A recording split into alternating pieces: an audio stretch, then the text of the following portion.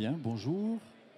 C'est parti. On va avoir le plaisir de pouvoir vous présenter aujourd'hui le dossier, le projet qui a eu la chance d'être sélectionné, et pour lequel vous pourrez voir aussi la maquette et les images qui sont place des architectes dans le stand juste en dessous. Avant tout, je voudrais vous présenter aussi notre maître d'ouvrage Grand Lyon Habitat, Alexandrine Laurent qui est là, et puis Vincent Charles de l'entreprise GCC, puisque c'est évidemment une construction partenariale comme tous les projets d'architecture, mais en particulier ici, on était dans une configuration de conception-réalisation, ce qui, dans le cas d'une réhabilitation-régénération, était particulièrement pertinent, de façon à avoir tout de suite la mobilisation des équipes professionnelles et de la réalisation. Donc, il s'agit d'une résidence étudiante. On est à Lyon, on est dans le périmètre patrimoine mondial de l'UNESCO et on est sur une régénération urbaine, une surélévation donc pour une résidence étudiante dans un contexte patrimonial. Et en principe, ça va avancer, mais là, ça ne le prend pas. Est-ce que j'ai un message particulier? J'ai pas. Ah voilà, c'est allé beaucoup trop vite. Voilà, c'est bon. Donc, comme dit, c'est un Grand Lyon Habitat dans une opération d'acquisition-amélioration avait lancé un concours de conception-réalisation pour la transformation sur élévation avec un objectif tout à fait particulier d'habitat étudiant, y compris inclusif, avec un certain nombre d'accompagnements qui sont aujourd'hui, d'ailleurs je n'ai pas cité, mais c'est Fac Habitat qui est le gestionnaire aujourd'hui de la résidence telle qu'elle a été aujourd'hui livrée. Notre préoccupation est, alors on utilise le terme de régénération qui est aujourd'hui très utilisé, particulièrement pour nous, ce n'est pas simplement la réhabilitation, ce n'est pas un bâtiment qu'on transforme, c'est l'idée d'augmenter la vie qu'on va avoir dedans. La plupart du temps, quand on réhabilite, c'est simplement poursuivre la vie d'un bâtiment. Là, c'est la vie qui est à l'intérieur qui nous préoccupe et c'est pour ça qu'on a voulu tout de suite mettre l'accent sur ce côté de solutions inclusives et en particulier aujourd'hui, Fac Habitat prend en compte un certain nombre d'accompagnements qui permettent de donner le pouvoir d'agir et de responsabilité à chacun des utilisateurs pour que les étudiants prennent en main aussi leur logement et que ça puisse être aussi un tremplin pour ensuite maîtriser comment ça marche pour remplacer une robinetterie, comment ça marche quand il faut... Voilà. De façon à donner plus de pouvoir et de capacité d'intervention sur son contexte. Donc, vous voyez ici, donc comme on est dans un bâtiment ancien, les appartements sont tous uniques, ont tous fait l'objet d'un travail particulier, et ce qui permet aussi d'avoir des configurations qui ne sont pas standards. On a des T2 qui permettent d'accueillir des couples et d'autres situations qui sont une part en colocation, etc. Et donc quelque chose de très, très intéressant, ce qui, d'une certaine façon, redonne le sens aussi au travail d'architecture et auquel qu'on aime bien. Donc, quelques éléments de notre projet. Donc, la surélévation en architecture, appelons-la discrète. L'idée, c'est de ne pas faire quelque chose qui s'impose, mais au contraire de prendre tous les codes architecturaux de l'histoire du quartier. Les façades enduites à la chaux, on était sur un bâtiment existant en mâche-fer, donc forcément, la respiration, etc., c'est des sujets qui sont tout à fait délicats. D'ailleurs, ça a fait l'objet aussi d'une recherche sur le secteur de Lyon avec le CEREMA sur comment réhabiliter les bâtiments en mâche-fer, tout à fait intéressant. Les coursives et les escaliers en pierre, tous les éléments patrimoniaux qui ont été mis en valeur, c'est-à-dire on y était particulièrement attaché dans le fait où on est sur des résidences étudiantes conventionnées, donc c'est plutôt, on a tendance à avoir ce type de logement qui est renvoyé ailleurs dans des logements standardisés, minimum.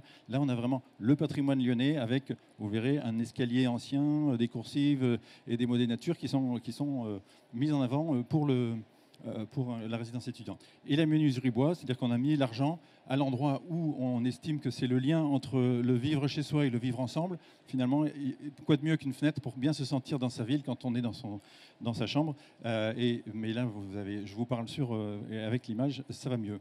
On voit ici le principe, en fait. L'état existant avant, plus exactement, R+2, avec 4 bâtiments qui constituent l'îlot. Et le travail qui a été mené, c'est de donner une attention particulière à chacune, une micro-attention à chaque micro-histoire, c'est-à-dire chaque petit point de détail qui permet de dire que la ville se construit sur elle-même et se poursuit. Et vous voyez donc quatre bâtiments, celui sur l'angle, celui qui est derrière, à l'intérieur du cœur d'îlot. et d'où un travail de stratification qui permet de dire quand on rajoute des étages, donc vous voyez les 2 étages au-dessus qui ont été construits en surélévation, qui permettent de vraiment s'inscrire dans l'histoire de Lyon et de poursuivre la vie du quartier. La surélévation en ossature bois qui donne évidemment des atouts en termes de légèreté, ce qui fait pas de problème de fondation, pas de problème de structure en dessous. Un chantier à faible nuisance avec une préfabrication des panneaux bois, des mobs qui y ont été amenés en grue. La grue arrive le matin, la grue repart le soir, parce qu'on est dans un contexte où on ne peut pas s'installer pour avoir une grue. Une isolation biosourcée pour définition de façade, et définition de façade qui sont, comme je le disais tout à l'heure, avec une attention particulière aux savoir-faire locaux, y compris avec certains éléments qui ont été refondus en fonte pour reconstituer les mêmes. Et un apport solaire en îlot de fraîcheur. Vous avez vu qu'il y avait 4 bâtiments donc le calcul de l'ensoleillement a été pris en compte. Ici, on voit le panneau mob avec le biosourcé soufflé, la laine de bois soufflée à l'intérieur, qui est une méthode non courante, donc il y a quand même une nécessité de faire un petit peu de réflexion qui nous a permis, mais on le voit, les solutions où un aspect traditionnel peut en fait cacher des méthodes et des matériaux tout à fait, on va dire innovants, j'aime pas bien le terme, mais qui sont vraiment adaptés. Ici, la vue intérieure, vous voyez que l'intention du croquis avec les coursives et les logements, on voit par exemple que les jalousies ont été entièrement reconstituées alors qu'elles avaient été complètement disparues. Et rien qu'avec l'histoire des feuillures, des pierres qu'on avait et qui ont permis de reconstituer l'ensemble et en mettant vraiment l'accent sur cette histoire. Et chaque fois qu'on a des menuiseries bois, on a donné cette couleur grise de façon à dire, bon, là, on est sur le neuf, mais on va être le plus neutre possible.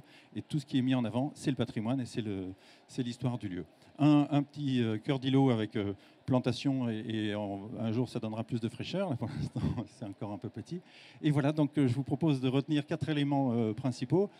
Ici ça c'est l'escalier central donc qui montre cette idée que dans le Vieux-Lyon on visite aussi, hein, quand on va visiter les vieilles pierres et les traboules, tout le monde a ça. Donc là c'est la résidence étudiante conventionnée de Grand Lyon Habitat pour les étudiants qui ont un escalier comme ça, qui nous permet aussi de faire quelque chose d'assez remarquable. Donc 2 éléments principaux de frugalité, c'est-à-dire qu'on va réduire l'énergie, réduire la matière utilisée, on va vers la réduction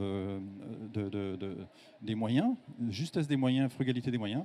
Et puis 2 éléments qui sont dans le sens d'augmenter la vie, comme je disais tout à l'heure, pour aller vers c'est agilité en temps de chantier. C'est-à-dire que c'est un dossier qui a quand même été long, hein, 2018 pour le concours, le temps du Covid. Je vois des têtes qui s'en souviennent. Et puis une générosité sociale, c'est-à-dire vraiment cette idée de proximité, générosité liée aux lieux et aux matériaux qui vraiment augmente la vie qui se trouve à l'intérieur.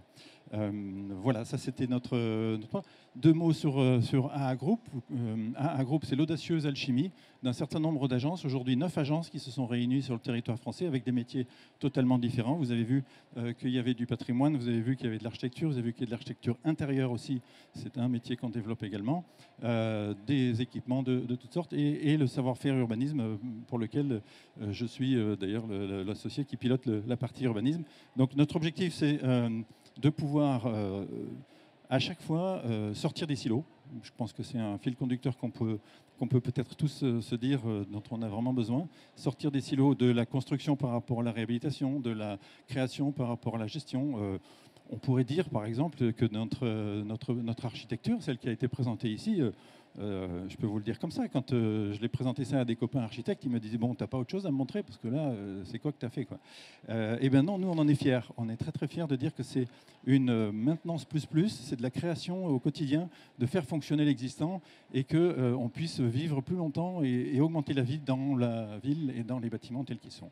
Donc voilà, un groupe, notre implantation autour de Lyon, Valence, Saint-Étienne. Pour ce qui nous concerne, on a commencé par là. Ça fait une dizaine d'années.